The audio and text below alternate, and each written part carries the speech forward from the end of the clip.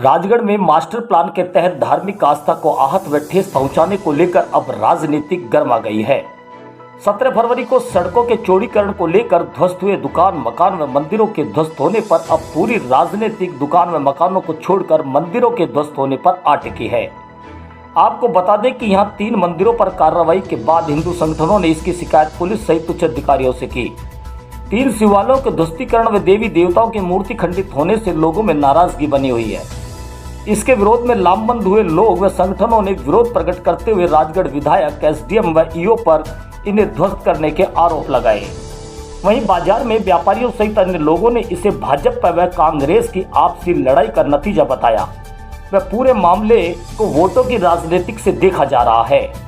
इतना ही नहीं, राजनीतिक चमकाने को लेकर नए नेता भी अपने स्टेटमेंटों को लेकर चैनलों की आई बाढ़ में कैमरों के सामने आने की होड़ में लगे हैं। वहीं भाजपा व कांग्रेस के बड़े नेता एक दूसरे पर आरोप प्रत्यारोप को लेकर आमने सामने आ गए हैं। वहीं बड़े बड़े मीडिया चैनलों का भी जमावड़ा बना हुआ है। देखने की बात यह रही कि हर शख्स को उन चैनलों के आगे आने व खुद को दिखाने की होड़ देखी गई।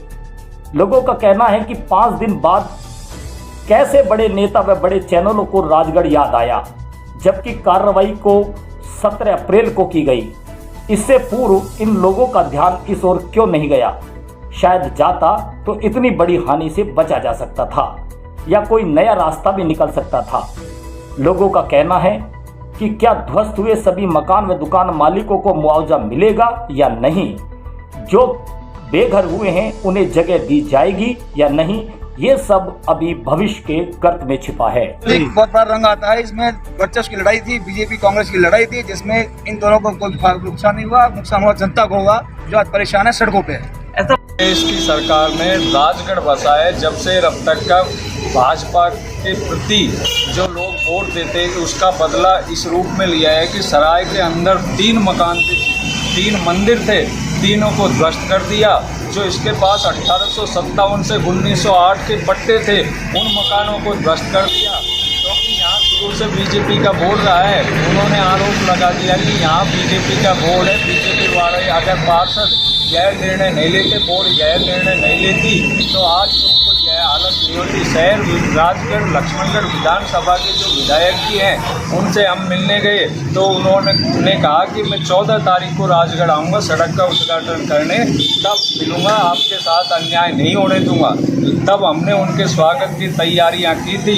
उस समय उन्होंने मंच पे आकर के बोले कि बोया पेड़ बबूल का आम कहाँ से आए, बोर्ड तो तुम बीजेपी का बनवाते हो और उम्मीद हमसे करते हो। अब भी तुम्हारे पास 24 घंटे हैं, अगर 24 घंटे में तुम 34 पार्षद ला सकते हो तो ही कुछ हो सकता है, वरना ये तो होके ही रहेगा। क्या मुख्यमंत्री जी ये सुध लेंगे कि हमारे राजगढ़ अलवर जिले में कांग्रेस विधायक के द्वारा एकमात्र जातिवाद के एक ओछी राजनीति की वजह से हमें ये कहा जाता है कि जनता, आप लोग एक जो बीजेपी का जो नगर पालिका बोर्ड है उसको हटा दो, 34 पार्षद मुझे लाके दे दो, मैं आपको बचा लूंगा। अरे हम जनता है, हम पार्षद लाके दे या कांग्रेस बीजेपी के खेल में पिस जाए, हम हमारे घर को तक नहीं बचा पाए। आज हम 60-60, 50-50 सालों से दुकान जमीन हमारा यहाँ पे मार्केट गुजारा चला रहे थे, उनको इन्होंने तोड़ दिया। हमारे पास पट्टे रजिस्ट्री सब कुछ था, हमारा कोर्ट भी नहीं सुन पा रहा। कोर्ट में इन्होंने छुट्टियों का फायदा लेके वो गलत नाजायज तरीके से हमें आज बेघर कर दिया। मुख्यमंत्री साहब से न्याय की उम्मीद करता हूँ। और एक मिनट पहुंच चुके हैं जनता के पास।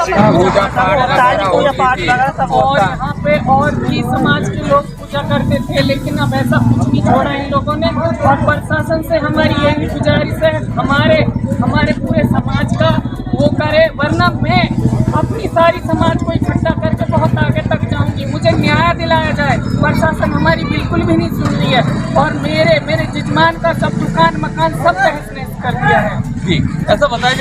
मैंने वीडियो वायरल की नहीं है, मुझे बुलाया मीटिंग में, मैंने ये कहा कि 35 नगर पालिका के मेंबर हैं, जिनमें 34 बीजेपी के सदस्य हैं, पार्षद हैं, 1 सदस्य मेरा है। 34 पार्षद आ जाओ, मैं भी उनके साथ हूँगा और उनके साथ साथ मदद करूँगा। जब उन्होंने 34 ने फैसला कर लिया तो मैं अकेला फैसले को बदलने में सक्षम नहीं हूँ। प्रजातंत्र में वोटों का राज है। वो आते हैं, मैं उनकी मदद करता, कितनी मुझे सफलता मिलती नहीं मिलती हो पीछे की बात है।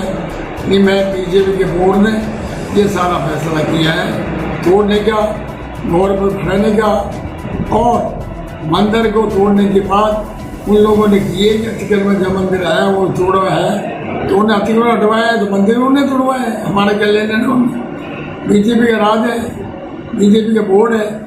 बीजेपी के बोर्ड को हमने फोन निवेदन किया नंदा से, चुनाव है जब हमारी बात नहीं मानी, बीजेपी का बोर्ड फैसला करें जो फैसला हो गया। मंदिर ध्वस्त किए, उन तीनों मंदिरों का पुनर्निर्माण किया जाए, जिसके लिए प्रशासन ने हाँ कर लिया है कि तीनों मंदिरों का पुनर्निर्माण कराया जाए। ठीक भाई, ठीक। दूसरा, जो अधिकारी हैं जिन्होंने ये लापरवाही बरती है उनके खिलाफ प्रकरण दर्ज किया गया, उस पर वो पूछ रहे हैं। वो रपट रोज नाम तो डाल सकते हैं, अभी तक जो उन्होंने कहा है वो प्रकरण दर्ज नहीं करें। तीसरा, जिनका लीगल डॉक्यूमेंट है और जिनके निर्माण ध्वस्त किए हैं उनको सरकार कंपनसेट करे। वो बात कर रहे हैं कंपनसेट करेंगे नहीं करेंगे, करेंगे तो कितना करेंगे। तो बड़ी दुर्भाग्यपूर्ण, बड़ी पीड़ादायक है, हमारी भावना को रोता गया, हमें ठेस पहुंचाई गई है। हम पूरी तरह से आहत हैं। साथ ही साथ जो सवाल मैं बाहर लोगों से पूछ रहा था, लोगों ने कहा इससे पुलिस से लाके कोविड इन्फोर्समेंट बताया गया कि हाँ, बाकी जहाँ से शुरू होता है वहाँ कार्रवाई नहीं की गई। 4 किलोमीटर के दायरे में क्यों? 4 किलोमीटर से क्या दुश्मनी गहलोत सरकार? दरअसल में मेरी धर्मपत्नी यहाँ से विधायक रही है जी, पहले भी अपने ये गौरव बना दिया। जो कांग्रेस आरोप लगा रही है हमने हमारे बोर्ड में फैसला किया ना, हमारे बोर्ड ने यह फैसला किया गौरव को निकाल दिया जाए। हमारे बेरिशन में बोर्ड ने फैसला नहीं किया। हम देख लूंगा कि इसको 7 फुट चौड़ा किया जाए, मंदिरों को तोड़ दिया जाए, भवनों को दुकानों को ध्वस्त कर दिया जाए। ये बोर्ड का फैसला ये इन्होंने ये बताया गया कि बोर्ड का प्रस्ताव के कारण हम इस तरीके से तोड़फोड़ कर रहे हैं, जबकि इस तरीके से ऐसा बोर्ड के अंदर कोई प्रस्ताव नहीं लिया गया था कि मास्टर प्लान के तहत इसको तोड़फोड़ की जाए, क्योंकि उस समय तक मास्टर प्लान का कोई चर्चा में नहीं था। सिर्फ पिछली बोर्ड ने गौरव पथ का प्रस्ताव पास किया था जिसमें अधूरा काम हुआ था। उसको अधूरे गौरव पथ को पूरा करने के लिए केवल उसका प्रस्ताव रखा गया था, जिसमें सर्वसम्मति से ये पारित किया गया था, अनुमोदन किया था। इसका मतलब ये है। कौन से कहाँ से कहाँ तक की थी ये थी मेला का चौराहे से गोल चक्कर तक। मेले के चौराहे से गोल चक्कर, जिसमें कोई नाप भी मेंशन नहीं की गई थी। पहले मेला का चौराहे से हॉस्पिटल तक बन चुका था, जो लगभग 40 फुट के आसपास रोड है। उसी रोड को मानते हुए कि आगे भी इतना ही फुट का रोड बनेगा, इस तरीके से ये प्रस्ताव पास किया गया था।